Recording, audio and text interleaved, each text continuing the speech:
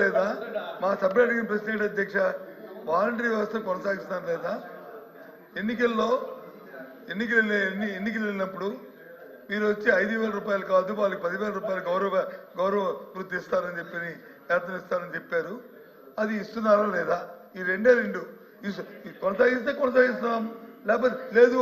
ఇందాక గౌరవ మంత్రి గారు ఏం చెప్పారు, అసలు వ్యవస్థ లేదన్నారు. వ్యవస్థ లేకపోవడం ఏంటి అధ్యక్ష?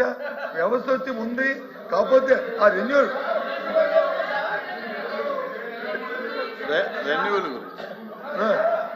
లోకేష్ గారు ఇంకా సమయం ఉంది, ఇంకా చాలా తెలుసుకోవాలి. తొందర ఎందుకు? వ్యవస్థ అనేది మంత్రులు వాళ్ళు మంత్రులు